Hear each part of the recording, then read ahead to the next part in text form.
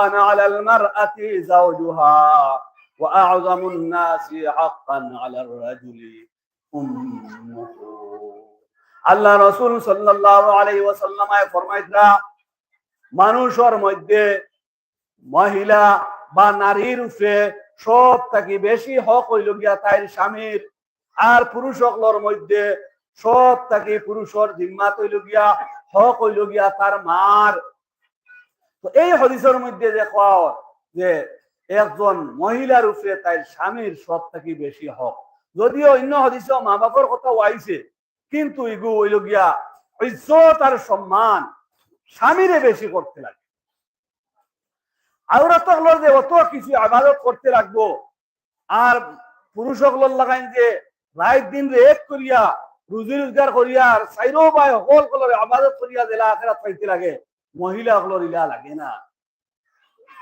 আল্লাহ রাসূল সাল্লাল্লাহু আলাইহি ওয়াসাল্লাম ফরমাইতরা আল মারআতু ইযা সাল্লাত খামসাহা ওয়া সামাত শাহরাহা ওয়া আহসানাত ফারজাহা وأطاعت بعلها فلتدخل الجنة فلتدخل من أي أبواب الجنة شاءت। আল্লাহ রাসূল সাল্লাল্লাহু আলাইহি ওয়াসাল্লাম ফরমাইতরা একজন মহিলা যখন 5 ওয়াক্ত নামাজ পড়ব, ফরজ রোজা রাখব ইত্যাদি ফরজ ইবাদত করি লইব, ওয়া আহসানাত ফারজাহা আর তাইর লজ্জাস্থানের হেফাজত করব, ওয়া আতাআত বালাহা আর তাইর স্বামীর এতাআত করব, ফরমাবরদারি করব, জায়েজ কথা হল হুনিয়া নিব। ফালতাদখুল মিন আইয়ি আবওয়াবিল জান্নাহ, তাই জান্নাতের যে কোনো দরজা বাই শাআত যে দরজা বাই চাইব তাই জান্নাতে দাখিল হইতে পারবো, জান্নাতের প্রত্যেক দরজায় তাইরি আপ্যায়ন করব। কত বড় আল্লাহ রাসূল সাল্লাল্লাহু আলাইহি ওয়াসাল্লামে মহিলা গুলোরে খালি কইরা অংশ ইবাদত আর স্বামীর যদি ফরমাবরদারি কইলেন তাহলে জান্নাতি।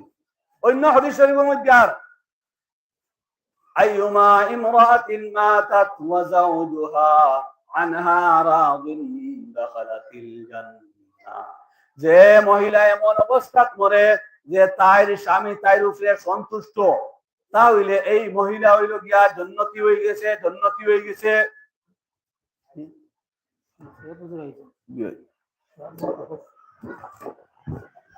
আরে তকবীর, আরে তকবীর, আল্লাহ বড় করে ধন্যবাদ সাহেব। প্রথম জায়গা কোনি আলিয়া মাদ্রাসা, আরে তকবীর, আল্লাহ বড় শহীদ রহমান সাহেব। প্রথম জায়গা কোনি আলিয়া মাদ্রাসা, আরে তকবীর, আমরা নাম জানুসি দিনুল ইসলাম। আচ্ছা, আমি আপনারা খুব খেয়াল দিয়ে শুনবা, এখন তালাকর মাসলা ইনশাআল্লাহ বয়ান করে দিব। মুহতারাম দোস্ত বুজুর্গ, আল্লাহ রাসূল সাল্লাল্লাহু আলাইহি ওয়াসাল্লাম ফরমাইতরা ইযা বাতাতিল মারআতু মুহাজিরাতা ফিরাশি যাওজিহা লা'নাতহাল মালাইকাতু হাত্তা তারজি'a।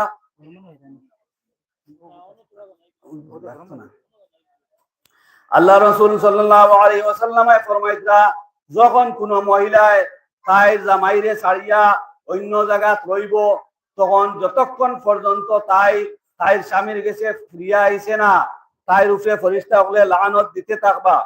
অন্য হাদিস শরীফের মধ্যে আল্লাহ রাসূল সাল্লাল্লাহু আলাইহি ওয়াসাল্লাম ফরমাইতরা ইযা দা'আর রাজুলু ইমরাআতাহু ইলা ফিরাশিহি, যখন কোন পুরুষে স্বামী তার স্ত্রীরে বিছনার দিকে ডাকিব, জরুরতের কারণে ডাকিব, আর এই মহিলা এই বিশেষ জরুরতের কারণে এই স্বামীর যে তাকাজা চাহিদা, এর চাহিদার লগে তাই সাড়া দিত নাই, কইতরা গিয়া লা'নাতহাল মালাইকাতু হাত্তা তুসবিহা, যে এই মহিলার উপরে ফেরেশতা হলে সকাল হওয়া পর্যন্ত আল্লাহর লানত বর্ষিতে থাকবে।